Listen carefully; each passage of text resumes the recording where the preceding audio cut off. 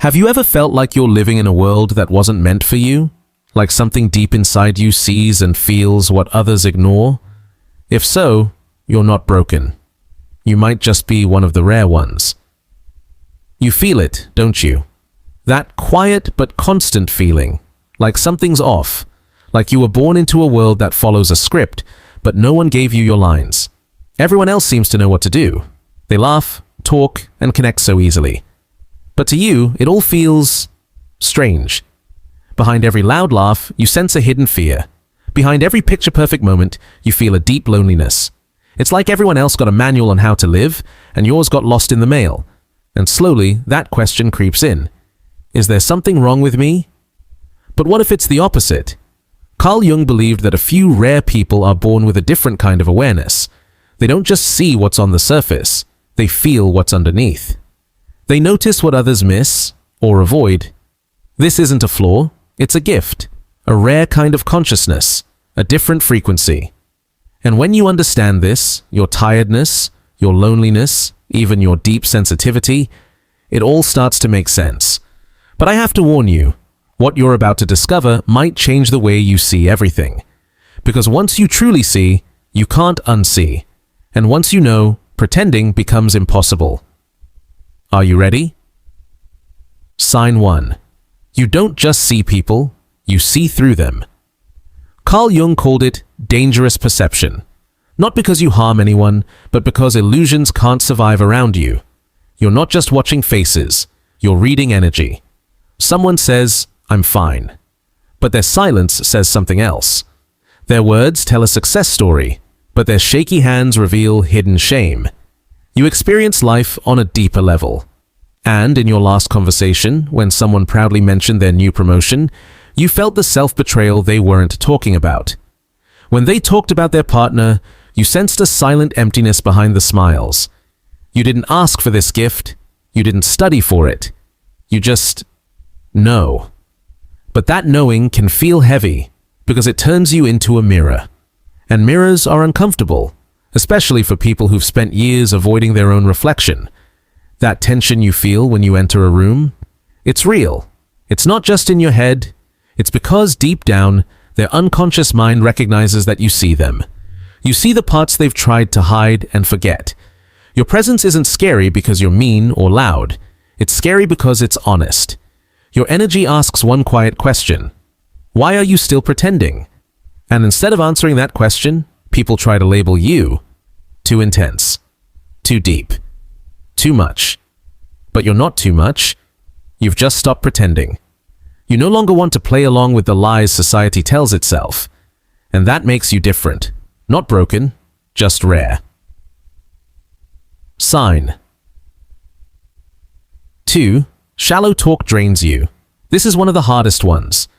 Not because it's unusual, but because it slowly, silently cuts you off from others. You can't fake small talk. You feel it in your body. That draining, empty rhythm of meaningless chatter. It doesn't just bore you, it suffocates you. Like trying to breathe through a plastic bag. Someone talks about their weekend, the weather, or the latest TV show, and all you can think is, why are we pretending not to feel anything real right now? You're built for depth. You don't want to analyze people. You want to connect with them. You long for honest, soul-level conversations. You want to drop the masks and ask, what really matters to you? Who are we beneath all of this? Why do we pretend? What are we running from? Carl Jung once said that rare personality types live in constant existential tension. Why? Because they can't plug into the surface-level noise that surrounds them. They see it's all an act. But most people don't want to admit that, so you feel alone. Have you ever felt like you're too awake to pretend, but too human to walk away? Like you're stuck between truth and survival in a world that rewards masks more than meaning? You can see through the illusion, but that doesn't mean you can completely escape it. You're awake. Too awake to walk blindly through life like most people do. But you're also human. Too human to float above it all without feeling it deeply. That's the paradox. You crave what's real. But most people, they crave comfort. Not truth, not growth, just a constant stream of validation. And when you don't offer that, when you stop playing along, they quietly back away. They may not say it directly, but their actions speak clearly. You're too much for this world. But let's be clear, this isn't arrogance, it's survival. For someone like you, surface-level living doesn't just bore you, it drains you, deeply, fully. If you felt a strange kind of exhaustion around people, a heavy, invisible weight, you're not imagining it. And that brings us to the third sign. This is where things start to move beyond psychology, into something almost spiritual. Sign 3. You absorb what others can't carry. You don't just watch people, you feel them. You take in the weight of what they refuse to face, their hidden rage, unspoken grief, their quiet desperation, all the pain they bury behind their polite smiles. Somehow, it ends up inside you.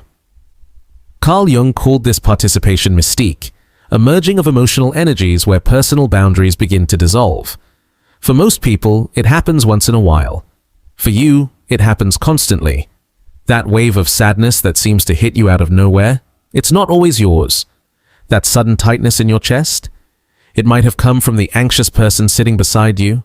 That random anger that made no sense, maybe it belonged to 5 strangers you passed today. And this is why you need solitude. Not because you don't like people, but because you need space to breathe, to figure out what pain is actually yours, and what pain never was. But here's the part no one warns you about. Absorbing can become addictive. Why? Because when you drown in everyone else's emotions, you don't have to face your own. When you're always helping, healing, listening, you quietly avoid the one person you've neglected most, yourself. And one day you'll look in the mirror and realize, you know everyone's story but your own. That's when the real journey begins. Not fixing others, but healing yourself. That's the burden of this rare awareness, and also the first step toward real transformation. Sign 4. The invisible war within you. This one strikes at the soul. You are living a silent war, a battle between who you really are and who the world expects you to be. Carl Jung understood this deep conflict. He said people like you are born into fragmentation, not by desire, but by need. You don't split yourself because you want to. You do it to survive. Your true self? It's too intense for ordinary spaces. Too raw, too deep, too honest. So you adapt. You break yourself into pieces. There's a professional you, a social you, a family you, each one carefully shaped to fit into the world. But none of them are you. And carrying those masks, it's exhausting. Because deep down, you know, you're living divided. What if the parts of you that feel too much, your truth, your depth, your fire, aren't flaws to fix, but signals of something the world desperately needs? Every time you perform a role, it feels like a small betrayal. Every time you hide your truth just to fit in, something inside you breaks. And every time you act normal, you silently tell yourself that your true self isn't worthy. This inner split doesn't just stay in your head, it drains your soul. It shows up in strange ways. A tiredness no sleep can fix. Anxiety with no clear cause. A sadness that drifts in like fog. Symptoms that modern medicine often mislabels or misunderstands. But Carl Jung had a name for it: soul fragmentation. The slow suffocation of your deepest truth. And here's the strange twist, the part of you that you keep hiding. Your sensitivity, your intensity, your insight. That's exactly what this unconscious world needs most. Because every major shift in human history started with someone who saw too much, felt too deeply, and refused to pretend. That's your purpose, but you can't live it if you're scattered into pieces. If you keep wearing masks just to survive, pretending is not sustainable. Your body knows it, your spirit knows it, and deep down, you know it too. Yet even in your fragmented state, something powerful still happens. Your real energy still leaks through.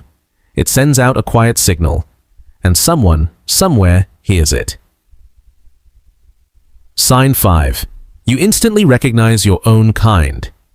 This part of the journey touches a mystery science still can't fully explain. You know it within seconds. A stranger enters the room. They haven't said much, but you feel it. Something clicks. A silent recognition. There you are, I've been waiting. Jung called it synchronicity, a meaningful coincidence. But this goes deeper. It's like you have an invisible antenna inside you, and when someone matches your unique frequency, your rare soul wavelength, everything in you lights up. Time feels different. Words come easily. Masks disappear. You find yourself saying things you've never told anyone, and they understand instantly. They don't flinch, they nod, as if they've been waiting their entire life to hear exactly what you're saying. These moments are rare. Maybe you've had one or two in your lifetime, or maybe you're still waiting for your first. But when it happens, everything changes. Suddenly, all your doubts vanish. You realize you're not broken. You're not too intense. You're not alone. You're just rare. And rare recognizes rare. But here's the shadow side. Once you've been truly seen, you can't unsee. Once you've felt real connection, anything less feels like starvation. That's why you walk away from people who ask you to shrink. Why you'd rather be alone than pretend. Why you don't chase shallow attention anymore. Because now your soul has standards. And those standards, they're not ego, they're sacred. They're connected to something much bigger than you. A deep calling that's lived inside you, long before you could put it into words. Sign 6. You carry a purpose too big for one lifetime. This isn't about a career. It's not about job titles, fame, or even legacy. Your purpose is something deeper. It's a fire in your bones. It wakes you up at 3 o'clock a.m. with ideas, insights, and messages that feel too big for words. It doesn't knock. It doesn't ask. It demands. Carl Jung understood this weight.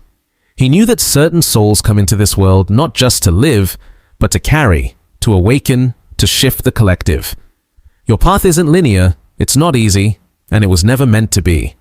But that doesn't mean you're lost. It means you're being shaped. What if your pain was never meant to destroy you, but to awaken you? What if your deepest wound was actually your greatest gift?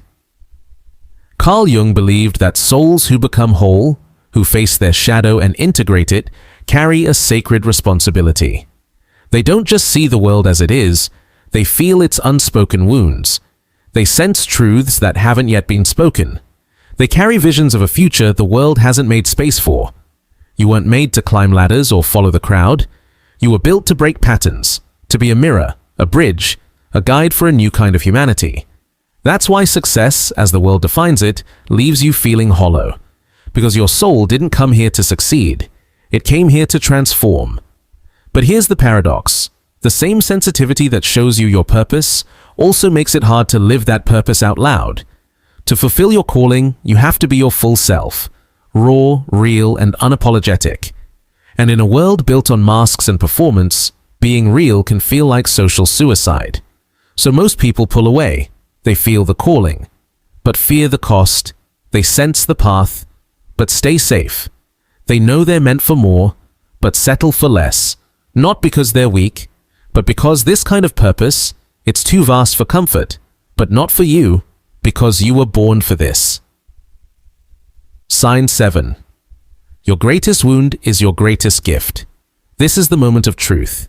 Because this final sign, this sacred insight, determines whether you live out your cosmic purpose or spend your life wondering what could have been. Your deepest wound is your greatest gift. Carl Jung called it the sacred wound, a soul injury so deep it cracks you wide open.